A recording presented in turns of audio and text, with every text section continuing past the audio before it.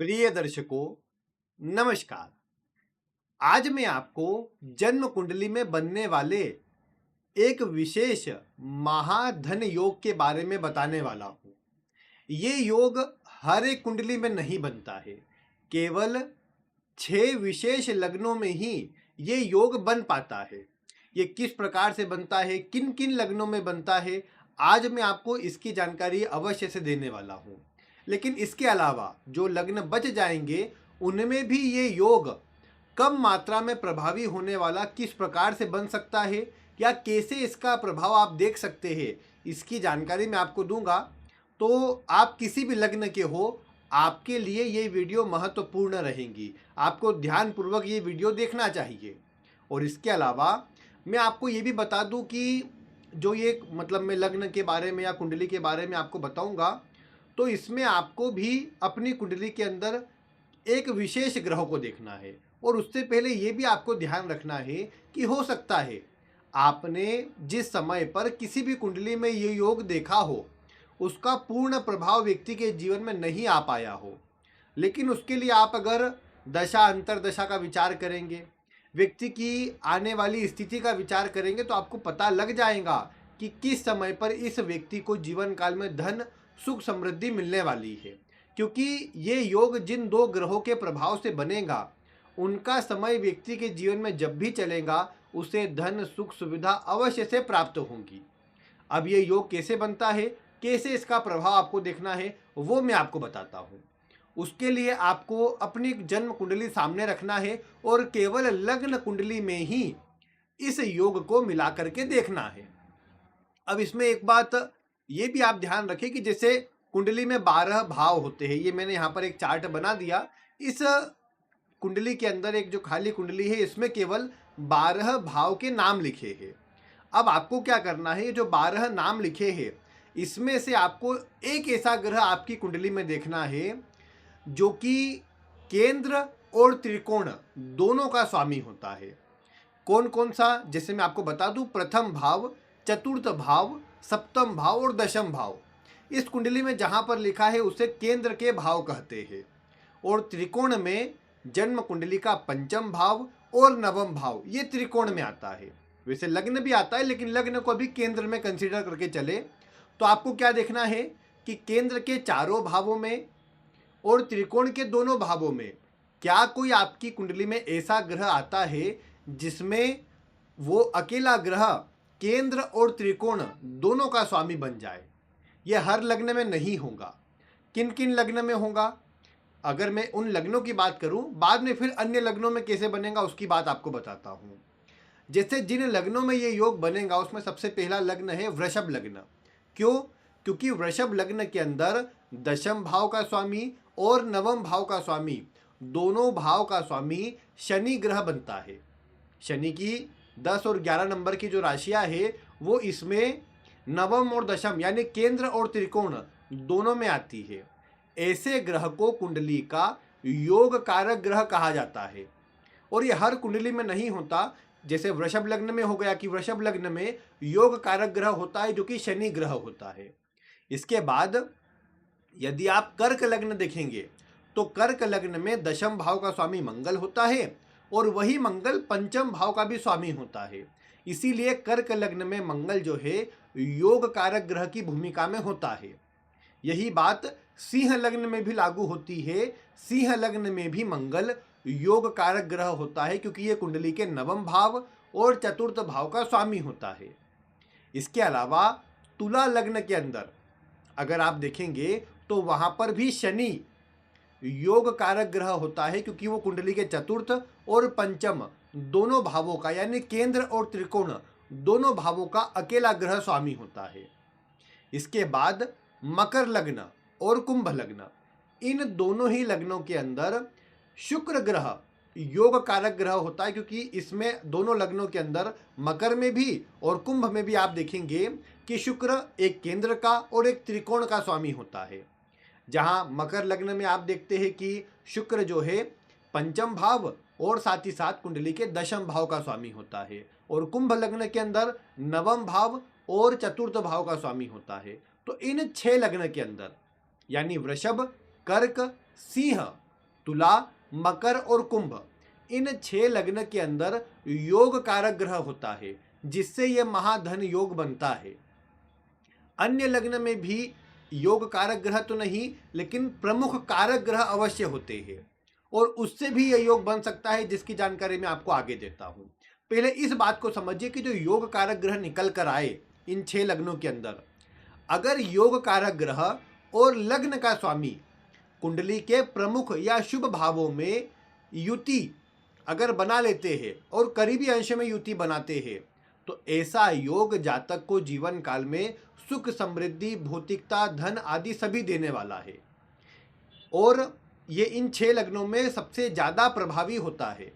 जैसे मान लीजिए वृषभ लग्न में आपने देखा कि किसी व्यक्ति की कुंडली में शुक्र और शनि केंद्र के भावों में, या जहाँ पर इनमें से कोई भी एक ग्रह उच्च का होता है वहाँ पर, या अपनी स्वयं की राशियों में, अगर दोनों में से कोई भी ग्रह जहाँ होते हैं वहाँ पर ये दोनों ग्रह बलवान होकर बैठ जाते हैं, विशेषकर केंद्र या त्रिकोण के भावों में, कुंडली के दूसरे या 11वें भाव में, तो ज़्यादा मात्रा में आप देखेंगे कि इन 2 ग्रहों की युति से ऐसे व्यक्ति को जीवन काल में सुख, समृद्धि सब मिल जाएंगी। और इन पर अगर शुभ ग्रह का प्रभाव हो गया, यानी आपने जो योग कारक ग्रह देखा वो और लग्न का स्वामी, प्रथम भाव का स्वामी, ये दोनों आपकी कुंडली में आपने देखा कि हाँ साथ में बैठे हुए हैं। अब मान लीजिए इन पर किसी शुभ ग्रह की दृष्टि आ गई, ये बैठे तो बलवान थे ही, ऊपर से और बलवान शुभ ग्रह की दृष्टि आ गई, तो ये योग और प्रबल हो जाएगा। मान लीजिए इनकी दशा भी व्यक्ति को जीवन में जल्दी आ गई, या फिर जब कमाने की उम्र थी, जब व्यक्ति के खुद के कार्य करने की उम्र थी, उस समय पर योग कारक ग्रहों की महादशा आ गई व्यक्ति को, तो ये ज़्यादा प्रभावी हो जाएगा। साथ ही साथ आपको एक प्रमुख बात देखना है कि ये योग कारक ग्रह और लग्नेश जहाँ साथ में बैठे हैं, उस भाव में कम से कम 480 भाव बल अवश्य होना चाहिए। कम से कम वैसे 420 होता है, लेकिन मैं कहूँगा कि योग का पूर्ण प्रभाव मिलने के लिए 480 या उससे अधिक भाव बल होना चाहिए, तभी जाकर के योग का पूर्ण प्रभाव मिल पाता है। तो यहाँ पर वही बात कही जाएगी कि ये दोनों ग्रह, योग कारक ग्रह और लग्न का स्वामी, अगर साथ में बलवान होकर के बैठे हैं और वहीं पर 480 या उस भाव में 480 से ज़्यादा 500, 520, 600 इस तरह का भाव बल है, तो और अधिक मात्रा में आपको इस योग का पूर्ण प्रभाव मिलेगा। और जब इनकी दशा, अंतरदशा भी आएंगी यहाँ तक कि, तब व्यक्ति को लाभ मिलेगा। अब वृषभ लग्न में तो शुक्र शनि हो जाएंगे, कर्क लग्न के अंदर चंद्रमा और मंगल हो जाएंगे, सिंह लग्न में सूर्य और मंगल हो जाएंगे, तुला लग्न में भी शुक्र शनि की युति कहा जाएंगी कि अगर ये साथ में है, बलवान है, तो अच्छा प्रभाव मिलेगा। शुक्र शनि की युति मकर और कुंभ लग्न में बलवान होकर के बनी हुई हो, तो भी व्यक्ति को जीवन काल में सुख समृद्धि दिलाने वाली और सभी प्रकार के भोग विलास से युक्त करने वाली कही जाएंगी। इनकी दशा आदि में व्यक्ति विशेष सुख संसाधन प्राप्त करेगा, ऐसा आपको समझना चाहिए। तो ये प्रभाव होता है जब कुंडली के अंदर आप देखते हैं योग कारक ग्रह और लग्नेश की युति बलवान कहीं पर बन जाती है। अब इसमें मैं अपनी ओर से ये जो सूत्र है, वैसे मैं आपको बता दूं, ये लघु पाराशरी में वर्णित है, लघु पाराशरी में आपको मिल जाएगा, और भी सूत्र मिलेंगे उसमें, लेकिन मैं अगर अपनी ओर से इसमें कुछ बातें जोड़ूं तो मैं कहूँगा कि केवल लग्नेश नहीं, मान लीजिए योग कारक ग्रह की युति कुंडली के दूसरे त्रिकोण के स्वामी, जैसे वृषभ लग्न का उदाहरण लीजिए, तो लग्न का स्वामी शुक्र, पंचम का स्वामी बुध और नवम का स्वामी शनि।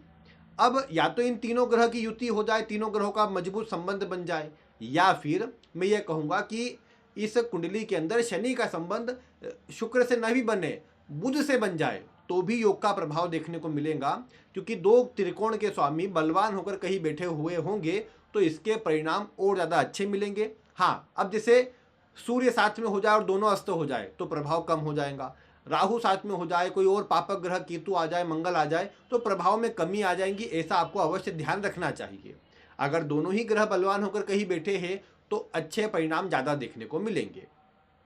अब इसके बाद ऐसे कौन से लग्न हैं जहाँ पर, अब जो मैंने आपको 6 लग्न बताए, इनके अलावा भी तो लग्न होते हैं। इनके अलावा जो लग्न है वहाँ पर आपको क्या देखना है कि वहाँ कुंडली का जो प्रमुख ग्रह बनता है, जैसे मेष लग्न की कुंडली के अंदर गुरु यानी नवम भाव के स्वामी बृहस्पति को प्रमुख ग्रह कहा जा सकता है, और इनका प्रभाव अगर बलवान हुआ तो आपको ऐसा समझना चाहिए कि इस गुरु की युति मंगल के साथ हो जाए, सूर्य के साथ हो जाए, तो भी मेष लग्न के अंदर महाधन योग के समान प्रभाव मिलेगा। थोड़ा कम मिलेगा लेकिन मिलेगा अवश्य। दूसरे नंबर पर मिथुन लग्न के अंदर अगर आपने देखा कि मिथुन लग्न की कुंडली के अंदर जो प्रमुख ग्रह है वो शुक्र है। अब शुक्र का संबंध बुध से बन जाए, जो आम बात है, मकर अपना मिथुन लग्न के अंदर शुक्र बुध का योग आम बात है, लेकिन बलवान होकर बन जाए, भाव बल भी हो, केंद्र या अच्छे भावों में मजबूत होकर बना हुआ हो, तो आपको देखने को मिलेगा कि इनका प्रभाव व्यक्ति को सुख संसाधन सब कुछ प्रदान कर देगा। अगर शुभ ग्रह की दृष्टि आ जाए तो और अच्छे परिणाम देखने को मिलेंगे। बस दोनों में से कोई भी ग्रह नीच राशि में, पीड़ित अवस्था में, अस्त आदि स्थिति में न हो तो अच्छे परिणाम ज़्यादा देखने को मिलेंगे। इसके बाद जो अन्य लग्न है, जैसे कन्या लग्न, कन्या लग्न में भी प्रमुख ग्रह कौन होता है? शुक्र ही होता है। तो शुक्र का संबंध शनि से, शुक्र का संबंध बुध से बन जाएगा, तो ये अच्छे परिणाम महाधन योग के समान प्रभाव देने का काम करेंगे, समान प्रभाव देने का काम करेंगे, क्योंकि पूर्ण रूप से प्रभाव तो नहीं मिल पाएगा, ये बात आपको भी समझना चाहिए। इसके बाद जो अगला लग्न है, यानी अगर आप देखें वृश्चिक लग्न, तो वृश्चिक लग्न में प्रमुख ग्रह गुरु ग्रह ही होते हैं। अब गुरु का संबंध चंद्रमा से हो जाए, गुरु का संबंध मंगल से हो जाए, तो यहाँ पर भी महाभाग्य योग के समान प्रभाव देखने को मिलेगा, ऐसा आपको समझना चाहिए।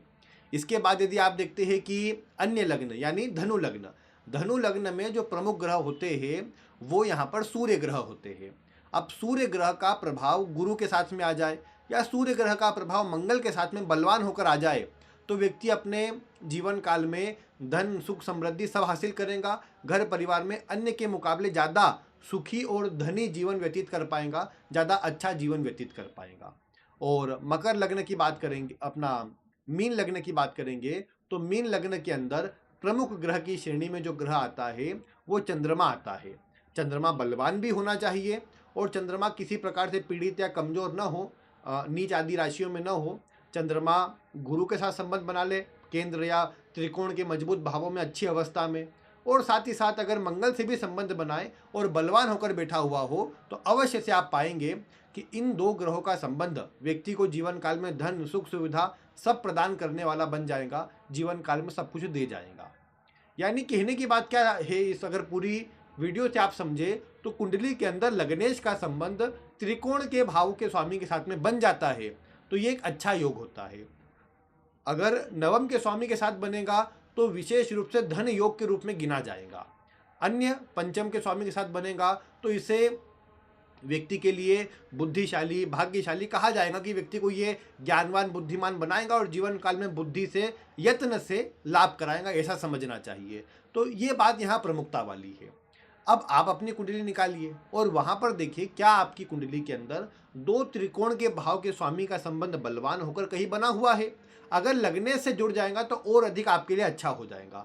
भाव बल अच्छा होगा तो और भी अच्छी बात है। शुभ ग्रहों के प्रभाव में होगा तो पूर्ण रूप से अच्छे परिणाम इस योग के देखने को मिलेंगे। तो ये बात आपको कुंडली में मिलाना है और फिर देखना है कि इससे आपके जीवन में किस तरह के प्रभाव निकल के आ रहे हैं। बाकी इस वीडियो से जुड़ा कोई भी प्रश्न हो तो आप वीडियो में कमेंट करें, जिनका उत्तर मैं आपको शीघ्र ही प्रदान करूंगा। बाकी आज की वीडियो में इतना ही, और अगर ऐसे ही रोचक वीडियो आप देखना चाहे तो आप चैनल को आज ही सब्सक्राइब कर लीजिए। बाकी आज की वीडियो देखने के लिए आप सभी का बहुत बहुत धन्यवाद।